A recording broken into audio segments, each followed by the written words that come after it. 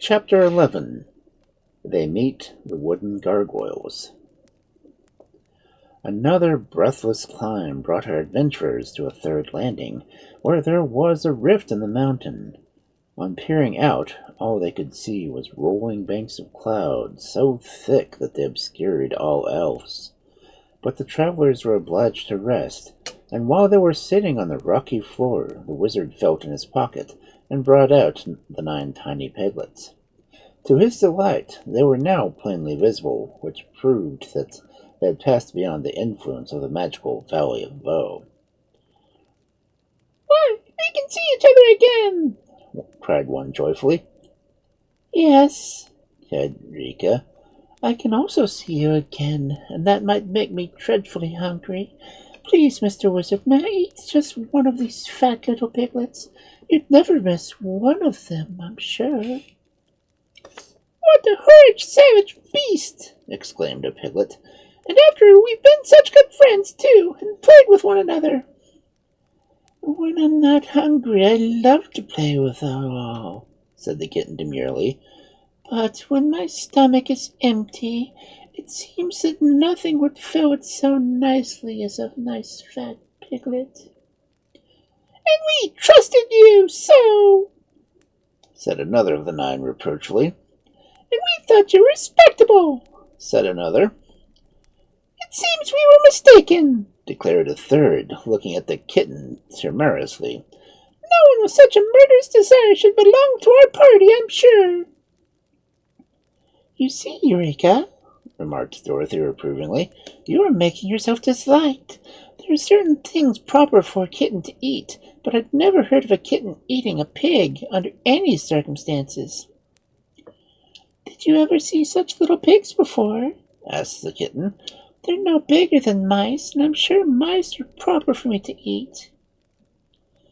"It isn't the bigness, dear, it's the variety," replied the girl. "These are Mr. Wizard's pets, just as you are my pet, and it wouldn't be any more proper for you to eat them than it would be for Jim to eat you." "That's just... What shall I do if I don't let those little paws of pork alone?" said Jim, glaring at the kitten with his big round eyes. "If you injure any of them, I'll chew you up instantly." The kitten looked at the horse thoughtfully, as if trying to decide whether he meant it or not. "In that case," said she, "I'll leave them alone. You don't have not many teeth left, Jim, but the few you have are sharp enough to make me shudder. So the piglets will be perfectly safe hereafter, as far as I'm concerned." "That is right, Eureka," remarked the wizard earnestly. "Let us all be a happy family and love one another." Eureka yawned and stretched herself.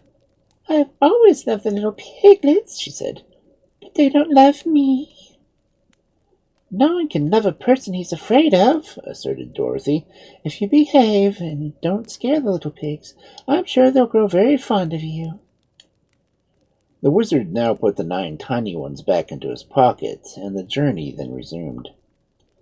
"We must be pretty close to the top now," said the boy as they climbed warily up the dark, winding stairway. "The county of the Gargoyles can't be very far from the top of the earth," remarked Dorothy. "It's not very nice down here. I'd like to get home again, I'm sure." But no one replied to this because they found they all needed their breath for the climb. The stairs had become narrower as Zeb and the wizard often had to help Jim pull the buggy from one step to another, or keep it from jamming against the rocky walls. At last, however, a dim light appeared ahead of them, which grew clearer and stronger as they advanced. "Thank goodness, we're almost nearly there," panted the little wizard. Jim, who was in advance, saw the last stair before him and stuck his head above the rocky sides of the stairway. Then he halted, ducked down, and began to back up, so that he nearly fell with the buggy into the others. "Let's go down again," he said in his hoarse voice. "Nonsense," snapped the tired wizard. "What's the matter with you, old man?" "Everything," grumbled the horse. "I've taken a look at this place, and there's no fit country for real creatures to go to. Everything's dead up there. No flesh or blood or growing thing anywhere." Never mind, we can't turn back, said Dorothy, and we don't intend to stay there anyhow. It's dangerous, growled Jim in a stubborn voice. See here, my good steed, broke in the wizard. Little Dorothy and I have been to many queer countries in our travels, and have always escaped without harm. We've even been to the marvelous land of Oz, haven't we, Dorothy? So we don't care much what country the Gargoyles is like. Go ahead, Jim, and whatever happens, we'll make the best of it. All right, said the horse. This is your excursion and not mine, so if you get into trouble, don't blame me. With this speech, he bent forward and dragged the buggy up the remaining steps. The others followed, and soon they were all standing upon a broad platform and gazing at the most curious and startling sight their eyes had ever beheld. The country of the Gargoyles is all wooden, exclaimed Zeb. And so it was. The ground was sawdust, and the pebbles scattered about were hard knots from trees, worn smooth in the course of time. There were odd wooden houses with carved wooden flowers in the front yards. The tree trunks were coarse wood, but the leaves of the trees were shavings. The patches of grass were splinters of wood, and where neither grass nor sawdust showed was a solid wooden flooring. Wooden birds fluttered among the trees, and wooden cows were browsing upon the wooden grass. But the most amazing things of all were the wooden people, the creatures known as gargoyles. These were very numerous, for the palace was thickly inhabited, and in a large group of queer people clustered near, gazing sharply upon the strangers who had emerged from the long spiral stairway. The gargoyles were very small in stature, being less than 3 feet of height. Their bodies were round, their legs were short and thick, and their arms extraordinarily long and stout. Their heads were too big for their bodies, and their faces were decidedly ugly to look upon. Some had long curved noses and chins, small eyes, and wide grinning mouths. Others had flat noses, protruding eyes, and ears that were shaped like those of an elephant. There were many types indeed, scarcely 2 being alike, but all were equally disagreeable in appearance. The tops of their heads had no hair, but were carved into a variety of fantastic shapes, some having a row of points or balls around the top, other designs resembling flowers or vegetables, and still others having squares that looked like waffles cut in crisscross on their heads. They all wore short wooden wings, which were fastened to their wooden bodies by the means of wooden hinges with wooden screws, and with these wings they flew stiffly and noiselessly here and there, their legs being of little use to them. The noiseless motion was one of the most peculiar things about the gargoyles. They made no sounds at all, either in flying or trying to speak, and they conversed mainly by means of quick signals made with their wooden fingers or lips. Neither was there any sound to be heard anywhere throughout the wooden country. The birds did not sing, nor did the cows moo, but there was more than extraordinary activity everywhere. The group of these queer creatures which were discovered clustered near the stairs at first remained staring motionless, glaring with evil eyes at the intruders who had suddenly appeared in their land. In turn, the wizard and the children, the horse and the kitten, examined the gargoyles with the same silent attention. "There's going to be trouble, I'm sure," remarked the horse. "Unhitch those dogs, Zeb, and set me free of the buggy so I can fight comfortably." "Jim's right," said the wizard.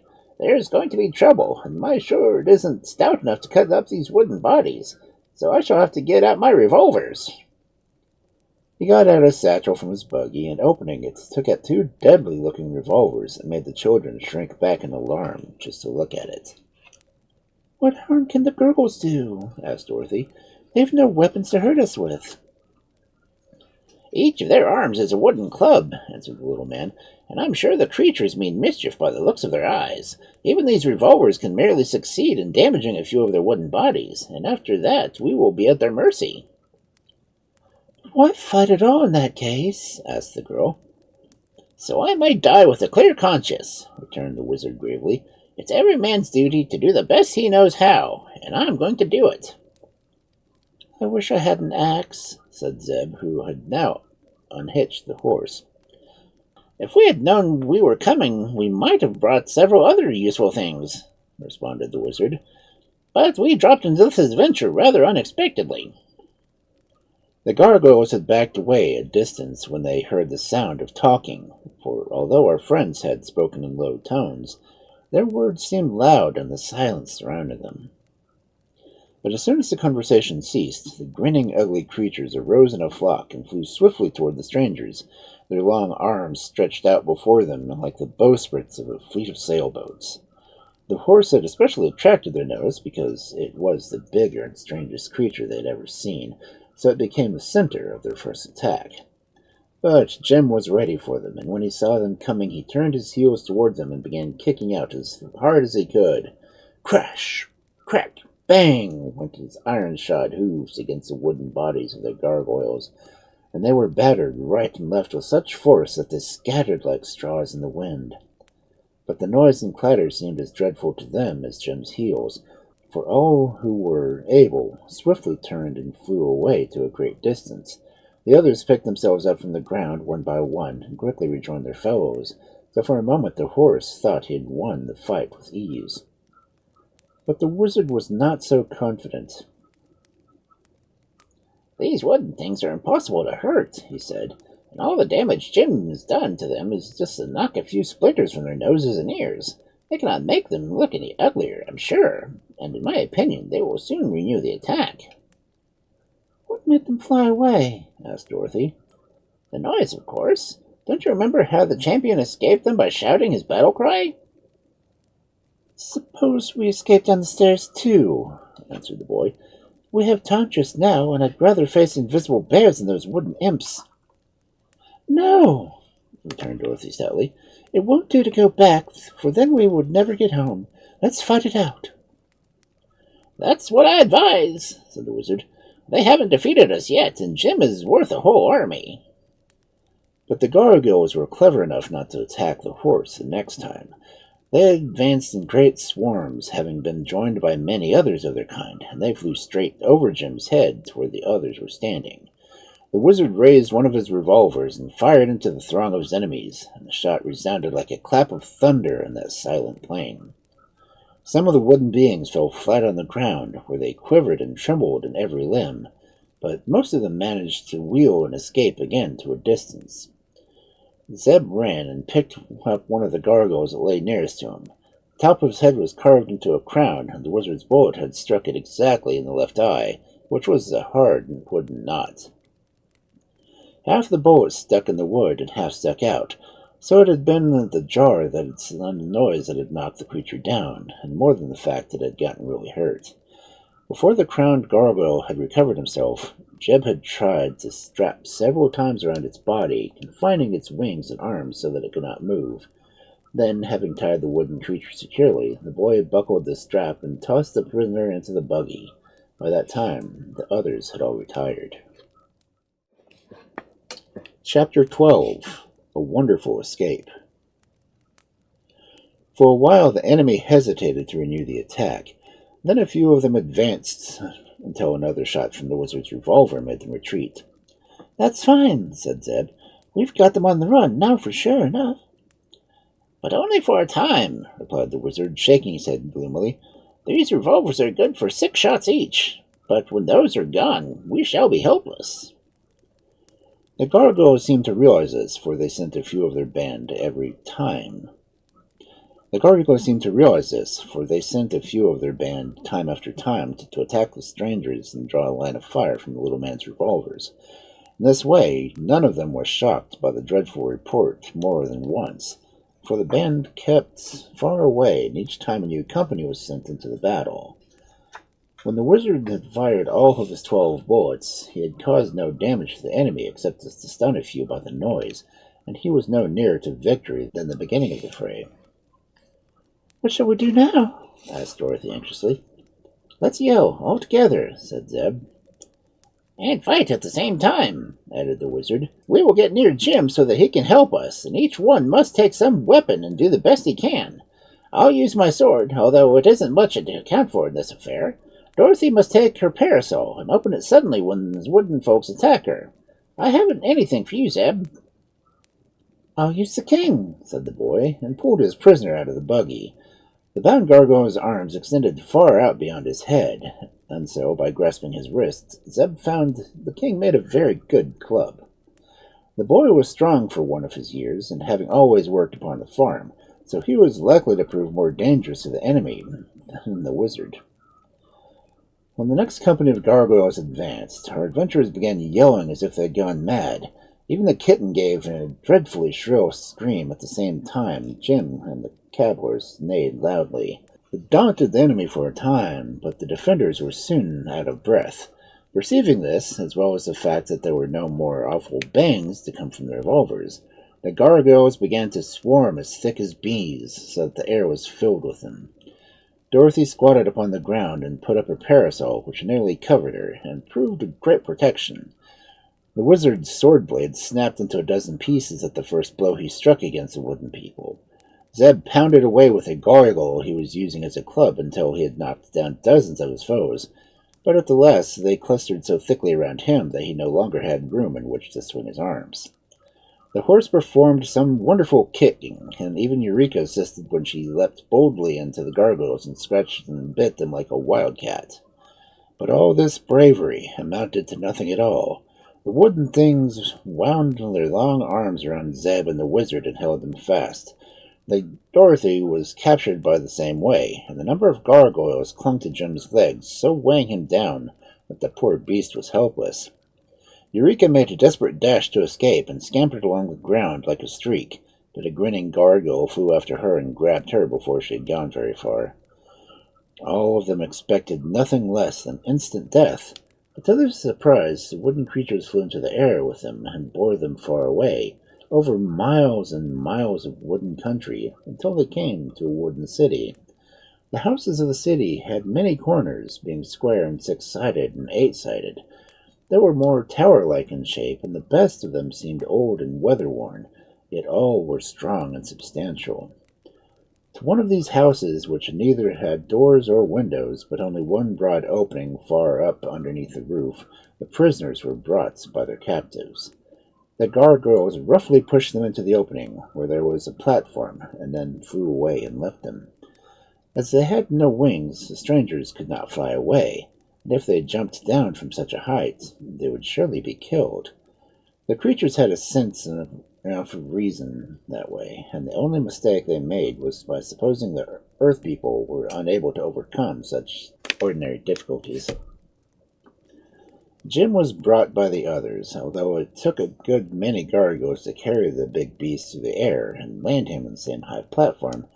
The buggy was thrust in after him, because it belonged to the party, and the wooden folks had no idea what it was used for, or whether it was alive or not. When Eureka's captor had thrown the kitten after the others, the last gargoyle silently disappeared, leaving our friends to breathe freely once more. "What an awful fight!" said Dorothy, catching her breath in little gasps. "Oh, I don't know," purred Eureka, smoothing her ruffled fur with her paw. "We didn't manage to hurt anybody, and nobody managed to hurt us." "Thank goodness we're all together again, even if we are prisoners," sighed the little girl. "I wonder why they didn't kill us on the spot," remarked Zeb, who had lost the king in the struggle. "They're probably keeping us for some ceremony," the wizard answered reflectively. "But there is no doubt they intend to kill us as dead as possible in a short time." "As dead as possible would be pretty dead, wouldn't it?" asked Dorothy. "Yes, my dear, but we have no need to worry about that just now. Let us examine our prison and see what it is like." The space underneath the roof where they stood permitted them to see all sides of the tall building, and they looked with much curiosity as the city spread out beneath them. Everything visible was made out of wood, and the scene seemed stiff and extremely unnatural. From their platform a stair descended into the house, and the children and the wizard explored it after lighting a lantern to show them the way. Several stories of empty rooms rewarded their search, but nothing more, so after a time they came back to the platform again. Here they had been doors and windows to the lower rooms, or had not been the boards of the house been so thick and stout, escape would have been easy. But to remain down below was like being in a cellar or the hold of a ship, and they did not like the darkness or damp smell. In this country, as in all others they had visited underneath Earth's surface, there was no night, a constant and strong light coming from some unknown source. Looking out, they could see into some of the houses near them, where there were open windows in abundance, and were able to see the forms of the wooden gargoyles moving about in their dwellings. "This seems to be their time of rest," observed the wizard. "All people need rest, even if they are made of wood, and as there is no night, they need to select a certain time of day in which to sleep or to doze." "I feel sleepy myself," remarked Zeb, yawning. "Why, where's Eureka?" cried Dorothy suddenly. They all looked around, but the kitten was no place to be seen. "She's gone out for a walk," said Jim gruffly. "Where? On the roof?" asked the girl. "No, she just dug her claws into the wood and climbed down the sides of the house to the ground." "She couldn't climb down, Jim," said Dorothy. "The climb means to go up." "Who said so?" demanded the horse. "My school teacher said so, and she knows a lot, Jim." "To climb down sometimes uses a figure of speech," remarked the wizard. "Well, this was a figure of a cat," said Jim, "and she wouldn't down anyhow, whether she climbed or crept." "Dear me, how careless Eureka is!" exclaimed the girl with much distress. "The Gargoyles will get her for sure." Chuckled the old cab horse. "They're not gargoyles, little maid. They're gargoyles." "Never mind. They'll get Eureka, whatever they're called." "No, they won't," said the voice of the kitten, and Eureka herself crawled over the edge of the platform and sat down quietly on the floor. "Wherever have you been, Eureka?" asked Dorothy sternly. "Watching the wood folks. They're too funny for anything, Dorothy. Just now they were all going to bed, and what do you think? They unhooked the hinges of their wings and put them in the corner until they're awake again." "What? The hinges?" "No, the wings." "That," said Deb, "explains why this house is used to make them for a prison. If any of the gargoyles act badly, they can put it in jail. They're brought here, their wings unhooked, and taken away until they promise to be good." The wizard had listened intently to what Eureka had said. "I wish we had some of those loose wings," he said. "Could we fly with them?" asked Dorothy. "I think so.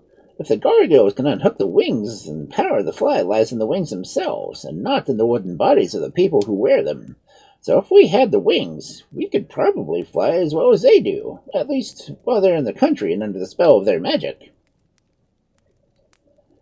"But how would it help us to be able to fly?" asked the girl. "Come here," said the little man, and took her to one of the corners of the building.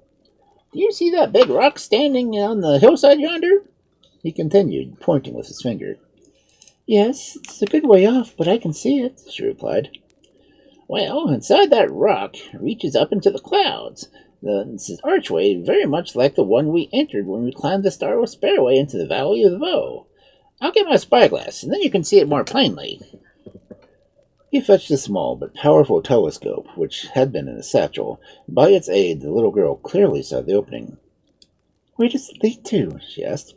"Oh, that I cannot tell," said the wizard. "But we cannot now be far below the Earth's surface, and that entrance may lead to another stairway that will bring us to the top world again, where we belong. So if we had the wings and could escape the gargoyles, we might fly to that rock and be saved." "I'll get you the wings," said Zeb, who had thoughtfully listened to all this. "That is, if the kitten will show me where they are." "But how can you get down?" inquired the girl, wonderingly. For the answer, Zeb began to unfasten Jim's harness, and strap by strap, and to buckle one piece to another until he had made a long leather strip that would reach the ground. "I can climb down that all right," he said. "No, you can't," said Jim, with a twinkle in his eyes. "You may go down, but you can only climb up." "Well, climb up when I get back then, said the boy with a laugh. Now, Eureka, you'll have to show me the way to those wings. You must be very quiet, warned the kitten. for if you make the least noise, the Gargoyles will wake up, and then we can hear a pear drop. Well, I'm not going to drop a pin, said Zeb. He had fastened one end of the strap to the wheel of the buggy, and now he let the line dangle over the edge of the house.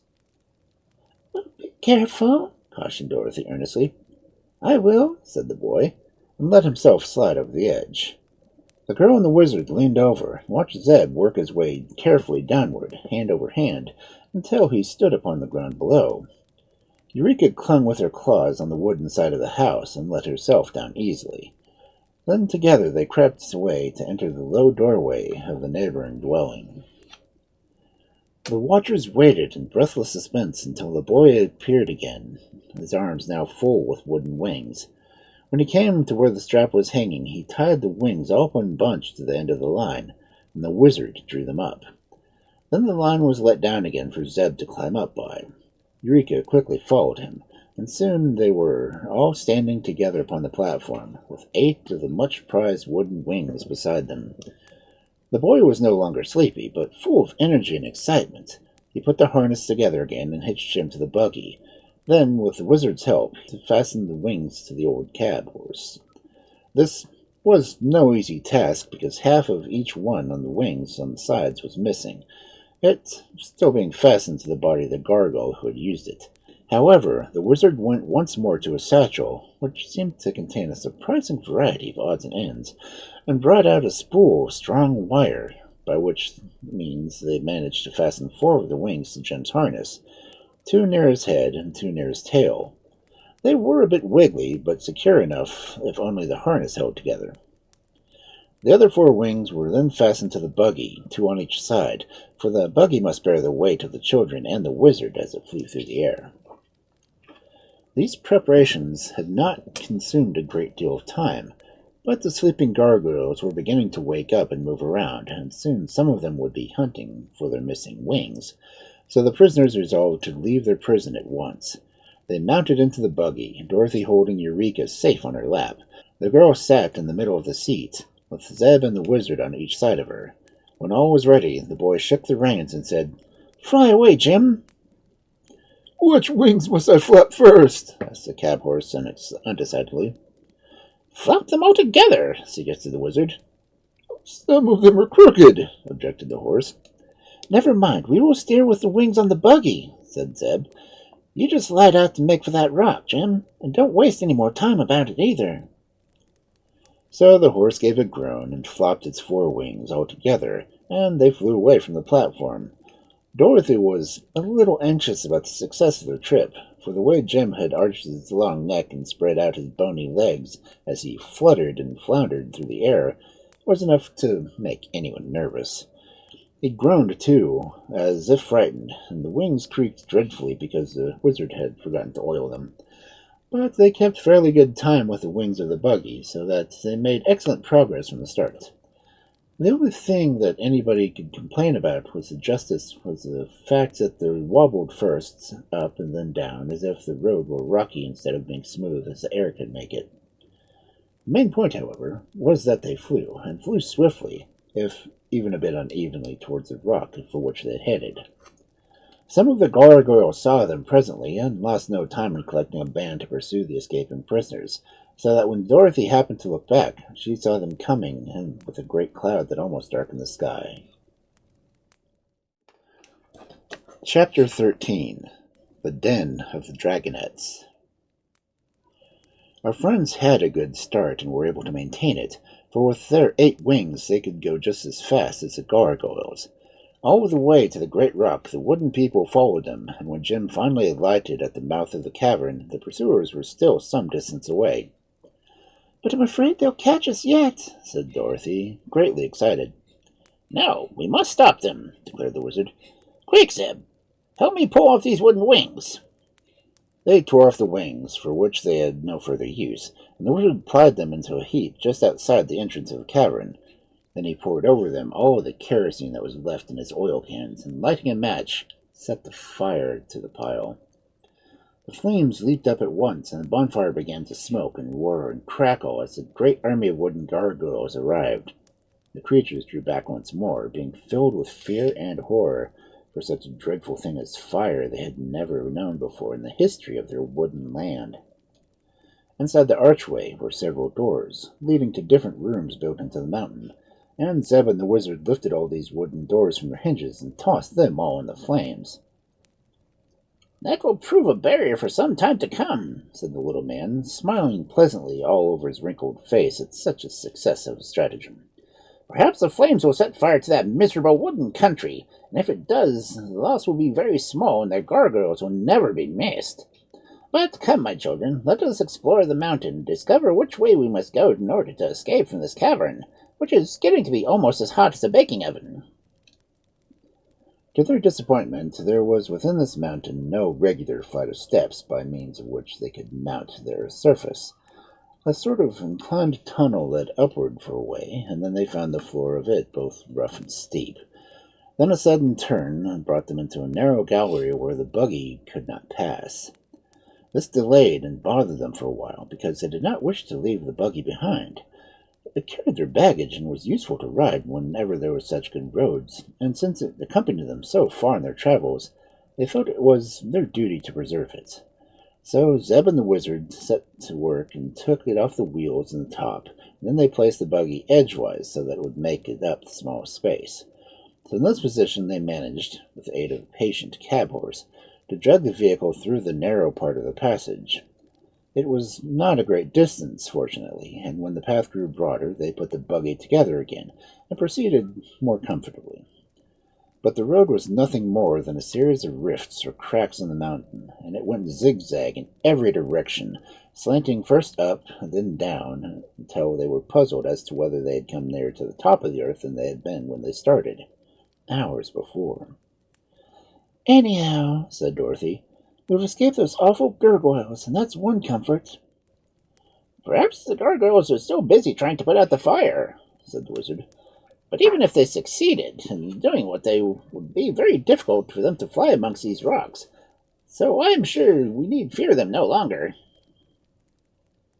Once in a while they would come to a deep crack in the floor, which made the way quite dangerous, but there was still enough oil in the lanterns to give them a light, and the cracks were not so wide, but they were able to jump over them. Sometimes they had to climb over heaps of loose rock, where Jem could scarcely drag the buggy. At such times, Dorothy, Zeb, and the wizard all pushed behind and lifted the wheels over the rough places. So they managed, by dint of hard work, to keep going. But the little party was both weary and discouraged when at last, on turning a sharp corner, the wanderers found themselves in a vast cave arching high over their heads and having a smooth and level floor. The cave was circular in shape, and all around its edge, near the ground, appeared groups of dull yellow lights, 2 of them being always side by side. These were motionless at first, but soon began to flicker more brightly and to sway slowly from side to side, and then up and down. "What sort of place is this?" asked the boy, trying to see more clearly in the gloom. "I cannot imagine, I'm sure," answered the wizard, also peering there, and snarled at Eureka, arching her back until her hair stood on end. "It's a den of alligators or crocodiles or some other dreadful creatures. Don't you see their terrible eyes?" "Eureka can see in the dark better than we can," whispered Dorothy. "Please tell us, dear, what the creatures look like," she asked, addressing her pet. "I can't simply describe them," answered the kitten, shuddering. "Their eyes are like pie plates and their mouths as big as coal scuttles, but their bodies don't seem very big." "Where are they?" inquired the girl. "They're in little pockets around the edge of this cavern. Oh, Dorothy, you can't imagine what horrid things they are. They're uglier than the gargoyles." "Tut, tut, be careful you criticize your neighbors," spoke a rasping voice nearby. "As a matter of fact, you're rather ugly-looking creatures yourselves, and I'm sure Mother has often told you we were the loveliest and prettiest things in all the world." Hearing these words, our friends turned in the direction of the sound, and the wizard held his lantern so that they could see the lights would flood the little pockets of rock. "Why, it's a dragon!" he exclaimed. No, answered the owner of the big yellow eyes which were blinking at them so steadily. you are wrong about that. We hope to grow into dragons someday, but no, we're only dragonettes. What's that? asked Dorothy, gazing fearfully at the great scaly head and yawning mouth with the big eyes. Young dragons, of course. But we are not allowed to call ourselves real dragons until we are full growth, was the reply. Big dragons are very proud and don't think the children about so much, but Mother always says someday we will all be very powerful and important. "Where's your mother?" asked the wizard, anxiously looking around. She has gone up to the top of the earth to hunt for our dinner. If she has good luck, she will bring us an elephant or a brace of rhinoceri, and perhaps a few dozen people to stay our hunger. Oh, are you hungry? Inquired Dorothy, drawing back. Very, said the Dragonette, snapping its jaws. And do you eat people? To be sure, when we can get them. But they've been very scarce a few years, and usually we have to contend with elephants or buffaloes, answered the creature in a regretful tone. How old are you? Inquired Zeb, who stared at the yellow eyes as if fascinated. Quite young, I grieve to say. And all my brothers and sisters that you see here are practically my own age. If I remember rightly, we were 66 years old the day before yesterday. But that isn't young, cried Dorothy in amazement. No, drawled the Dragonette. It seems to me very babyish. How old is your mother? asked the girl. Mother's about 200 years old, but she carelessly lost track of her age a few centuries ago and skipped several hundreds. She's a little fussy, you know, and afraid of growing old, being a widow and still in her prime. I should think she would be, agreed Dorothy. Then, after a moment's thought, she asked, Are we friends or enemies? I mean, will you be good to us, or do you intend to eat us? As for that, we Dragonettes would love to eat you, my child, but unfortunately Mother has us tied our tails around the rocks at the back of our individual caves so that we cannot crawl out to get you. If you choose to come nearer, we will make a mouthful of you in a wink, but unless you do, you will remain quite safe. There was a regretful accent in the creature's tone, and at the words all the other Dragonettes sighed dismally. Dorothy felt relieved, and presently she asked, Why did your mother tie your tails? Oh, she is sometimes gone for several weeks on her hunting trips, and if we were not tied, we would crawl over the mountain and fight with each other and get in a lot of mischief. Mother usually knows what she is about, but she made a mistake this time, for you are sure to escape us unless we come too near, and probably won't do that. No, indeed, said the little girl. We don't wish to be eaten by such awful beasts. Permit me to say, returned the Dragonette, that you are rather impolite to call us names, knowing that we cannot resent your insults. We consider ourselves very beautiful in appearance, for Mother has told us so, and she knows, and we are an excellent family and have a pedigree that I challenge any humans to equal, as it extends back to about 20,000 years, to the time of the famous Green Dragon of Atlantis, who lived in a time where humans had not yet been created. Can you match that pedigree, little girl? Well, said Dorothy, I was born on a farm in Kansas, and unless that's being just respectable and haughty of living in a cave with their tails tied to a rock, if it isn't, I'll have to stand it. Oh, that's it. Tastes differ, murmured the Dragonette, slowly drooping its scaly eyelids over its yellow eyes until they looked like half-moons. Being reassured by the fact that the creatures could not crawl out of their rock pockets, the children and the wizard now took time to examine them more closely.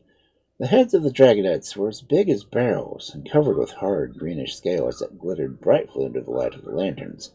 Their front legs, which grew just back of their heads, were also strong and big. but their bodies were smaller around than their heads and dwindled away in a long line until their tails were as slim as a shoestring.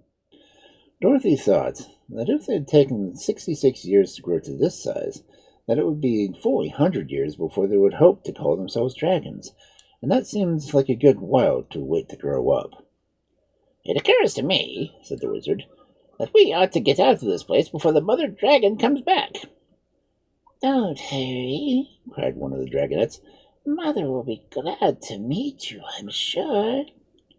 "You may be right," replied the wizard, "but we're a little particular about associating with strangers.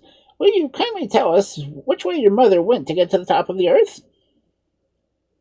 "That's not a fair question to ask us," declared another Dragonette, "for if we told you truly, you might escape us altogether. If we told you an untruth, we would be naughty and deserve to be punished." "Then," decided Dorothy, "we must find our way out as best we can." They circled all around the cavern, keeping a good distance away from the blinking yellow eyes of the Dragonettes, and presently discovered that there were two paths leading from the opposite wall to the place they had entered. If they selected one of these at a venture and hurried along it as fast as they could go, for they had no idea when the mother dragon would be back and were very anxious not to meet her acquaintance. Chapter 14. Ozma uses the magic belt. For a considerable distance, the way led straight upward until a gentle incline. Then the wanderers made such good progress that they grew hopeful and eager, thinking they might see the sunshine at any moment. But at length they came unexpectedly upon a huge rock that shut off the passage and blocked them from proceeding a single step further. The rock was separate from the rest of the mountain, and was in motion, turning slowly along on its pivot. When they first came to it, there was a solid wall before them, but presently it revolved until there was an exposed wide, smooth path across to the other side. This appeared so unexpectedly that they thought that they were unprepared to take advantage of it at first, and allowed the rocky wall to swing round again before they had decided to pass over. But they knew now that there was a means to escape, and so waited patiently until the path appeared for a second time. The wizard and the children rushed along the moving rock and sprang into the passage beyond, landing safely, though a little out of breath. Jim the cab horse came last, and the rocky wall almost caught him, for just as he leaped to the floor in the further passage, the wall swung across it, and a loose stone that the buggy's wheels knocked against and fell into the narrow crack where the rock turned, and became wedged there. They heard a crunching, grinding sound, a loud snap. The turntable came to a stop with its broad surface shuttering the path from which they had come. "Never mind," said Zeb. "We don't want to get back anyhow." "I'm not sure of that," said Dorothy. "The mother dragon may come down and catch us here." "It is possible," agreed the wizard, "if this proves to be the path she usually takes. But I've been examining the tunnel, and I do not see any signs of so large a beast as having passed through it." "Then we're all right," said the girl, "for if the dragon went the other way, she won't possibly get to us now." "Of course not, my dear, but there's another thing to consider. The mother dragon probably knows the road to the earth's surface, and if she went the other way, then we have come the wrong way," said the wizard thoughtfully. "Dear me," cried Dorothy, "that would be unlucky, wouldn't it?" "Very, unless this passage also leads to the top of the earth," said Zeb. "For my part, if we manage to get out of here, I'll be glad it isn't the way the dragon goes." "So will I," returned Dorothy. "It's not enough to have your pedigree flung in your face by those saucy Dragonettes. No one knows what the mother might do." They now moved on again, creeping slowly up another steep incline. The lanterns were beginning to glow dim, and the wizard poured the remaining oil from one of the other, so that one light would last longer. But their journey was almost over, for in a short time they reached a small cave from which there was no further outlet.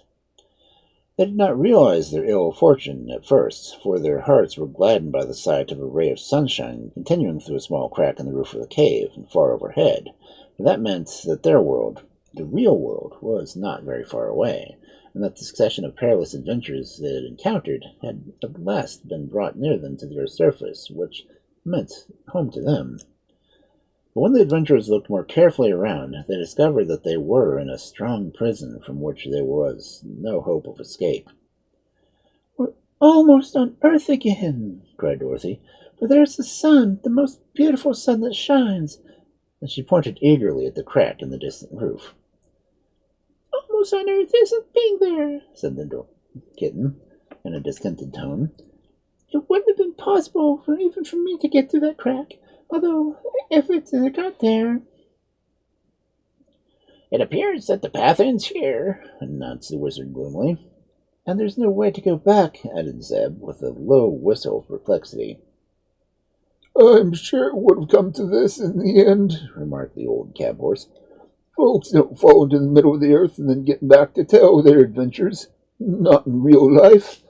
And the whole thing has been unnatural, because that cat and I are both able to talk your language and to understand the words that you say."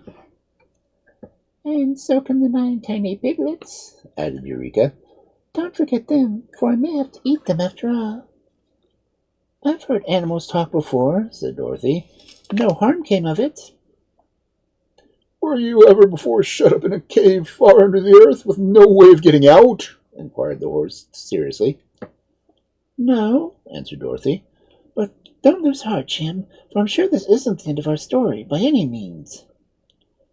The reference to the piglets reminded the wizard that his pets had not enjoyed much exercise lately, and must be tired of their prison in his pocket.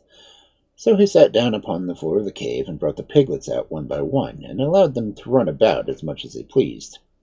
"My dears," he said to them, "I'm afraid I've gotten you into a little trouble, and that you will never again be able to leave this gloomy cave."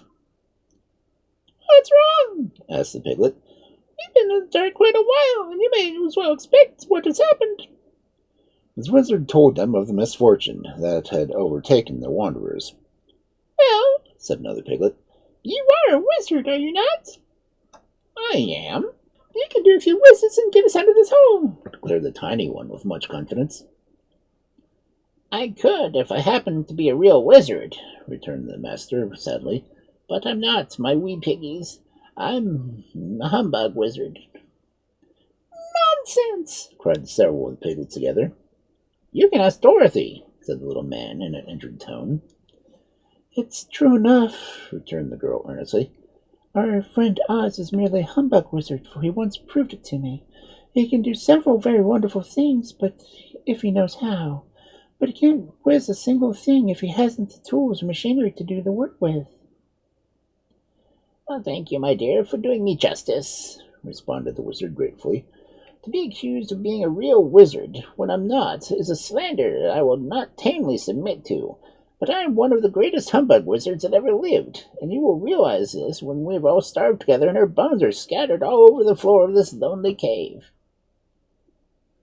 "I don't believe we'll realize anything then, when it comes to that," remarked Dorothy, who had been in deep thought. "But I'm not going to scatter my bones just yet, because I need them, and you probably need yours too." "We are helpless to escape," sighed the wizard. "We may be helpless," answered Dorothy, smiling at him. "but there are others who can do more than that. Cheer up, friends. I'm sure Ozma will help us." "Ozma?" exclaimed the wizard. "Who is Ozma?" "The girl that rules the marvelous land of Oz," was the reply. "She is a friend of mine, for I met her in the land of Ev not long ago and went to Oz with her." "For a second time?" asked the wizard in great interest. "Yes, the first time I went to Oz, I found you there, ruling the Emerald City.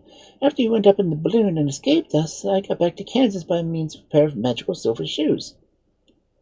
"I remember those shoes," said the little man, nodding. "They once belonged to the Wicked Witch. Have you them here with you?" "No, I lost them somewhere in the air," explained the child. "But the second time I went to the land of Oz, I owned the Gnome King's magical belt, which is much more powerful than the silver shoes." "Where's that magic belt?" inquired the wizard, who had listened with great intent. "Ozma has it, for its powers won't work in a common, ordinary land like the United States. Anyone in a fairy country like the Land of Oz can do anything with it, so I left it with my friend the Princess Ozma, who uses it to wish me to Australia with Uncle Henry. And were you? Asked Zeb, astonished at what he heard. Of course, in just a jiffy. And Ozma had enchanted a picture hanging in a room that knows exactly the scene that tells where her friends may be anytime she chooses. All she has to do is say, I wonder where so-and-so is doing, and once the picture shows where her friend is and what the friend is doing. That's real magic, Mr. Wizard, isn't it?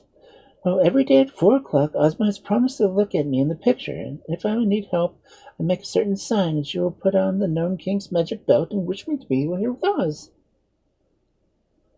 Do you mean that Princess Ozma will see this cave in an enchanted picture and see all of us in here and what we're doing? Demanded Zeb. Of course, when it's 4 o'clock, she replied with a laugh that startled his expression. And when you make the sign, she'll bring you to her in the Land of Oz, continued the boy. That's it exactly, by means of the magic belt. Then, said the wizard, you will be saved, little Dorothy, and I am very glad of it. The rest of us will die much more cheerfully when we know that you have escaped our fate. I won't die cheerfully, protested the kitten. There's nothing cheerful about dying that I could ever see, although they say a cat has 9 lives, so we must die 9 times. Have you ever died yet? Inquired the boy. No, and I'm not anxious to begin, said Eureka. Don't worry, dear, Dorothy exclaimed. I'll hold you in my arms and take you with me. Us too, cried the 9 little piglets in one breath. Perhaps I can, answered Dorothy. I'll try. Couldn't you manage to hold me in your arms? Asked the cab horse. Dorothy laughed. I'll do better than that, she promised, for I can easily save you all once I am myself in the Land of Oz. How? By using the magic belt. All I need to do is wish you with me, and there you'll be in the royal palace. Good, cried Zeb. I built that palace in the Emerald City, too, remarked the wizard in a thoughtful tone. And I'd like to see them again, for I was very happy among the Munchkins and the Winklings and the Quadlings and the Gillikins. Who are they? Asked the boy. The 4 nations that inhabit the Land of Oz, was the reply. I wonder if they would treat me nicely if I went there again. Oh, of course they would, declared Dorothy. They're so proud of the former wizard and often speak of you kindly. Do you happen to know whatever became of Tin Woodsman and the Scarecrow? He inquired. They live in Oz yet, said the girl. They're very important people. And the Cowardly Lion? Oh, he lives there too, with his friend the Hungry Tiger, and Bellina's there because she liked the place better than Kansas and wouldn't go with me to Australia. I'm afraid I don't know the Hungry Tiger and Bellina, said the wizard, shaking his head. Is Bellina a girl? No, she's a yellow hen and a great friend of mine. You're sure to like Bellina when you know her, asserted Dorothy. Your friends sound like a menagerie, remarked Zeb, uneasily. Couldn't you wish me in some sort of safer place in Oz? Don't worry, replied Dorothy. You'll love the folks of Oz when you get reacquainted.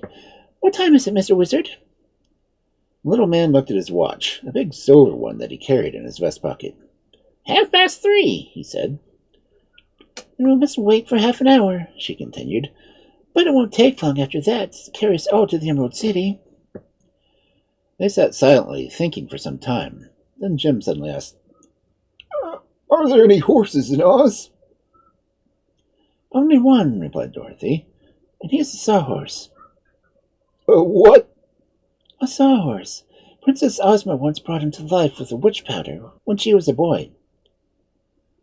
Was Ozma once a boy? Asked Zeb, wonderingly. Yes, a wicked witch enchanted her so she could not rule her kingdom. But she's a girl now, and the sweetest, loveliest girl in all the world. Sawhorse is a thing they saw boards on, remarked Jim with a sniff. It is when it's not alive, acknowledged the girl. But this sawhorse can trot as fast as you can, Jim, and he's very wise, too. Phew! Race a miserable wooden donkey any day of the week, cried the cab horse. Dorothy did not reply to that. She felt that Jim would know more about the Sawhorse later on.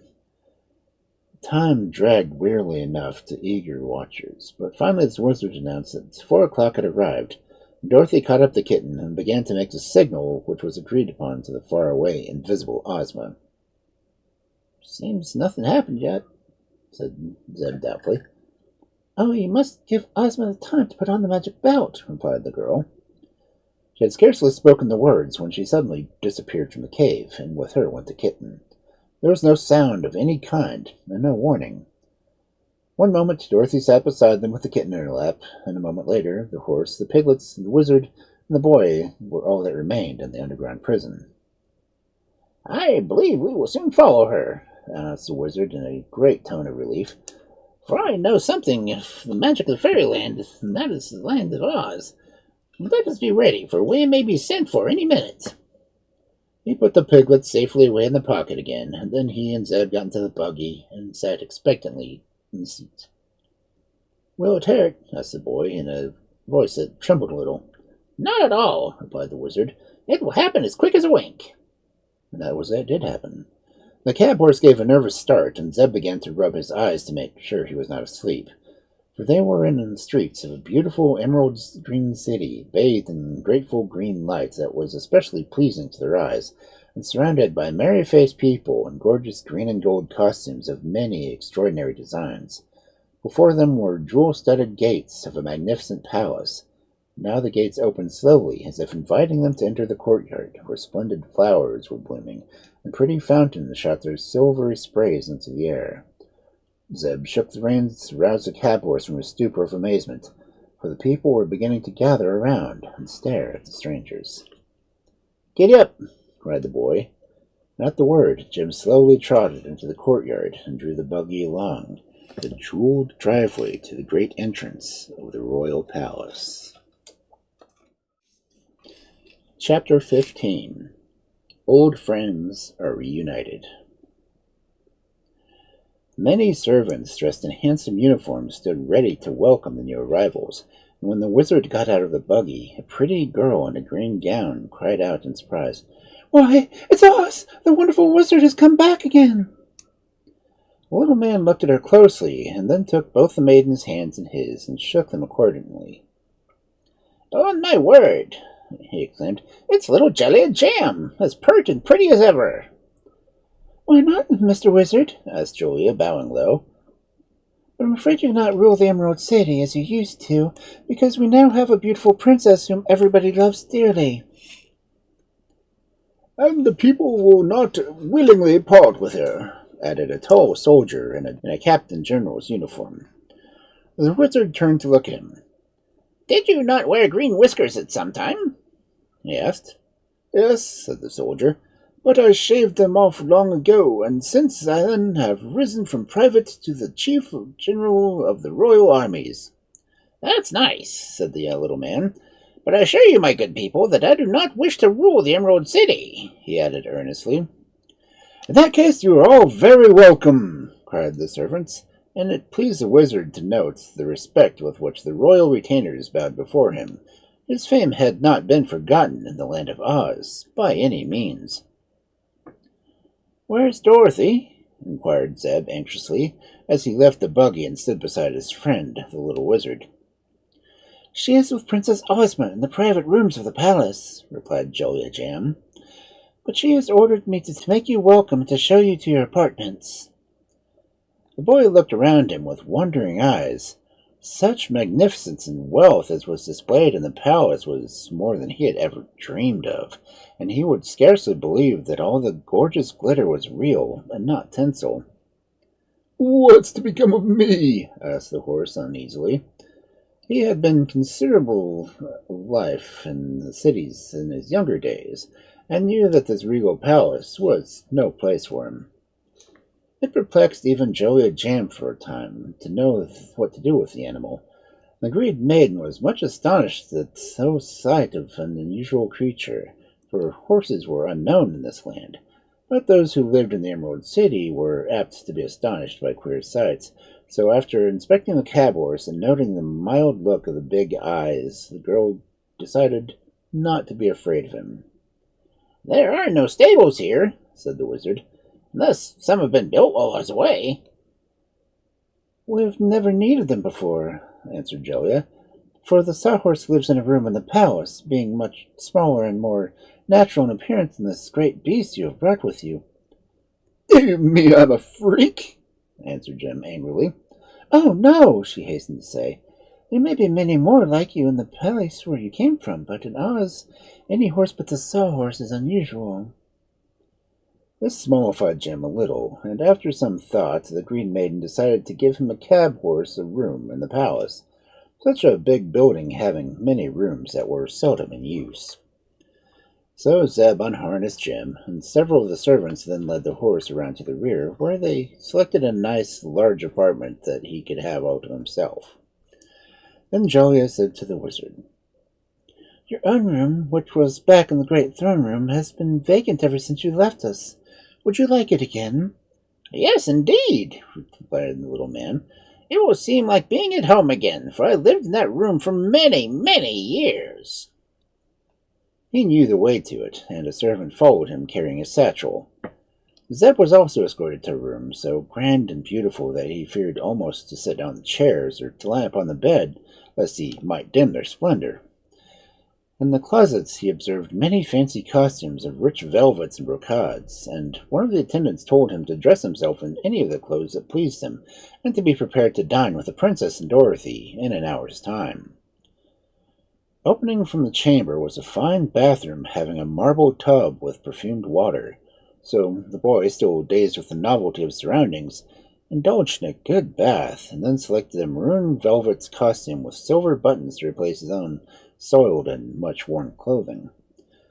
There were silk stockings and soft leather slippers with diamond buckles to accompany his new costume, and when he had fully dressed, Zeb looked much more dignified and imposing than he ever did in his life.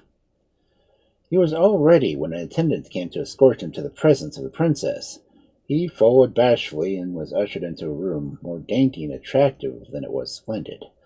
Here he found Dorothy seated beside a young girl so marvelously beautiful that the boy stopped suddenly with a gasp of admiration. But Dorothy sprang up and ran to seize her friend's hand, and drawing him impulsively closer to the lovely princess, who smiled most graciously upon her guest. Then the wizard entered, and his presence relieved the boy's embarrassment. The little man was clothed in black velvet, with many sparkling emerald ornaments decorating his breast, but his bald head and wrinkled features made him appear more amused than impressive. Ozma had been quite curious to meet the famous man who had built the Emerald City and united the Munchkins, Skillikins, Quadlings, and Winkies into one people. So when they were all four seated at the table, the princess said, Dear, tell me, Mr. Wizard, whether you called yourself Oz of this great country, or whether you believe my country is called Oz after you. It is a matter that I have long wished to inquire about, because you are of a strange race, and my own name is Ozma. No one, I am sure, is better able to explain this mystery than you. That is true, answered the little wizard. Therefore it will give me much pleasure to explain my connection with your country. In the first place, I must tell you that I was born in Omaha, and my father, who was a politician, named me Oscar, Zoroaster, Fildrag, Isaac, Norman, Hinkle, Emmanuel, Ambrose Stiggs. Stiggs being the last name because he could think of no more to go on with it. Taken after, it was dreadfully long name to weigh down a poor innocent child, and one of the hardest lessons I ever learned was to remember my own name.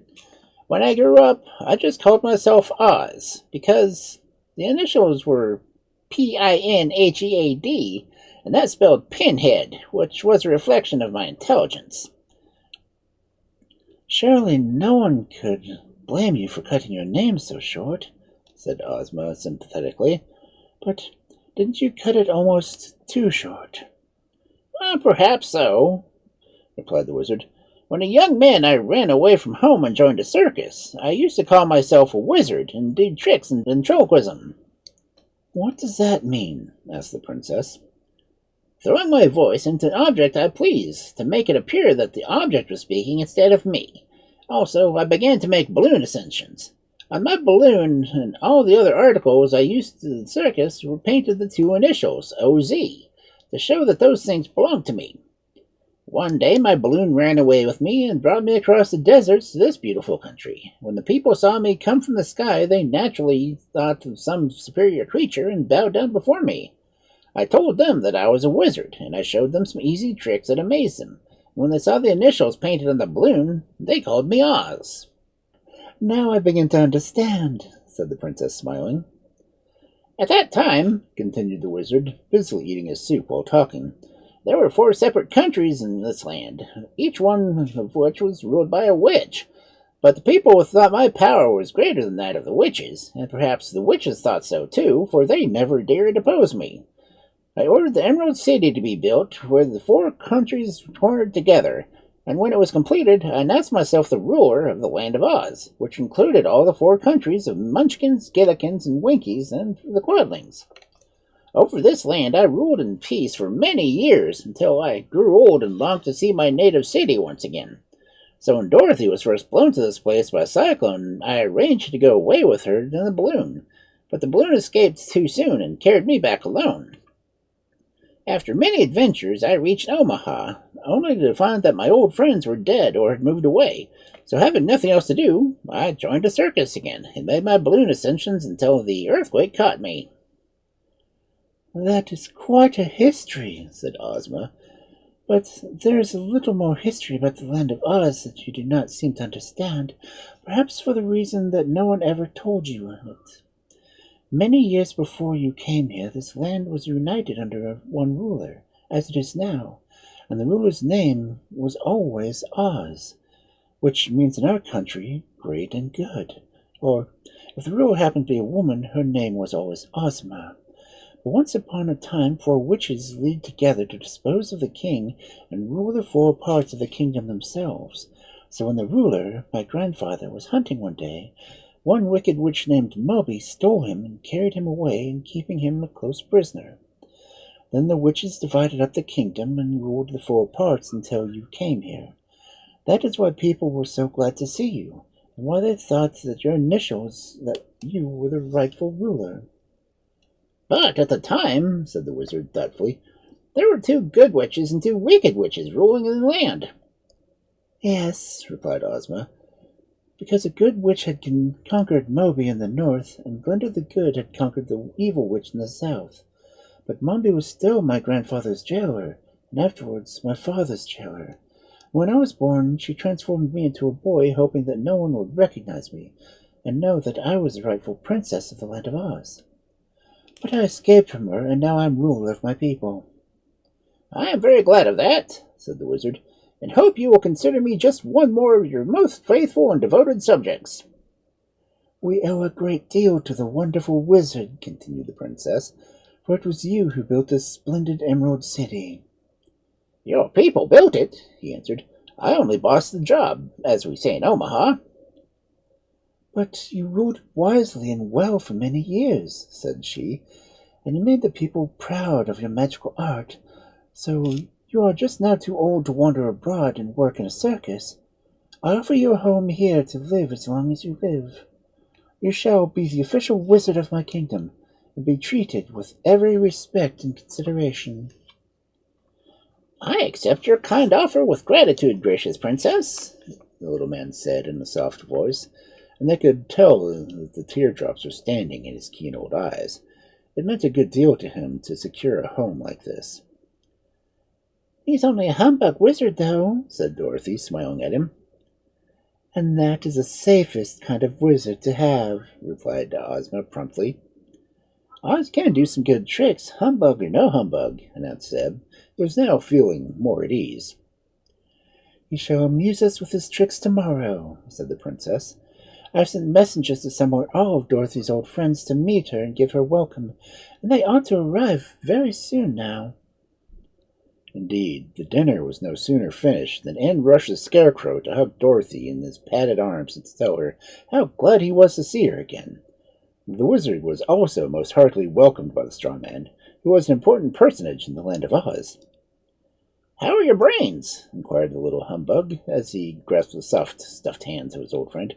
Working finely, answered the wizard. I'm very certain, Oz, that you gave me the best brains in the world, for I can think with them day and night, when all the other brains are fast asleep. How long did you rule the Emerald City after I left here? Was the next question.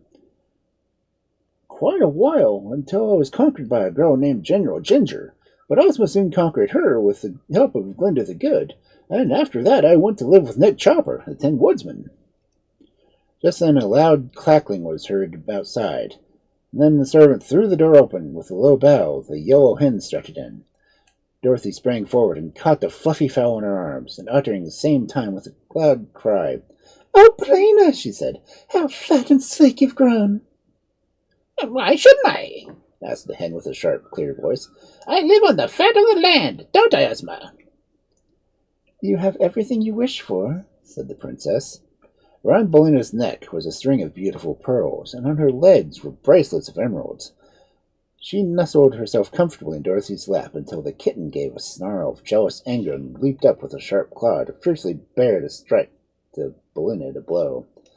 But the little girl gave the angry kitten a severe cuff that it jumped down again without daring to scratch. "How horrid of you, Eureka," said Dorothy. "Is that a way to treat my friends?" "You have queer friends, seems to me," replied the kitten in a surly tone. "Seems to me the same way," said Polina scornfully. "If that beastly cat is one of them." "Look here," said Dorothy sternly. "I won't have any quarreling in the Land of Oz, I can tell you. Everybody here lives in peace, and everybody loves everyone else. Unless you two, Polina and Eureka, make up and be friends, I'll take out my magic belt and wish you both home again. Effectively, there." They were both much frightened at the threat, and promised meekly to be good. But it was never noticed that they became very warm friends after all that. And now the Tin Woodsman arrived, his body most beautifully nickel-plated, so that it shone brilliantly in the brilliant light of the room. The Tin Woodsman loved Dorothy most tenderly, and welcomed with joy the return of the little old wizard. "Sir," he said to the latter, "I never can thank you enough for the excellent heart you gave me once, and it has made me many friends, I assure you, and it beats as kind and lovingly today as it ever did." "I'm glad to hear that," said the wizard. "I was afraid you would get moldy in that tin body of yours." "Not at all," returned Nick Chopper. "It keeps me finely and being preserved in my airtight chest." Zeb was a little shy when first introduced to these queer people, but they were so friendly and sincere that he soon grew to admire them very much, even finding some good qualities about the yellow hen. But he became nervous again when the next visitor was announced. "This," said Princess Ozma, "is my friend, Mr. H.M. Wogglebug, T.E., who assisted me at one time when I was in great distress, and is now the Dean of the Royal College of Athletic Science." "Ah," said the wizard, "I'm pleased to meet so distinguished a personage." "H.M.," said Wogglebug pompously. "It means highly magnified, and the T.E. means thoroughly educated. I am, in reality, a very big bug, and doubtless the most intelligent being in all this broad domain." "How well you disguise it," said the wizard, "but I don't doubt your word in the least." "Nobody doubts it, sir," replied the Wogglebug, and drawing a book from his pocket, the strange insect secured back in the company, and sat down in the corner to read. Nobody minded his rudeness, which might have seemed less impolite than one less thoroughly educated. So they straightway forgot him, and joined a merry conversation that kept them all amused until bedtime.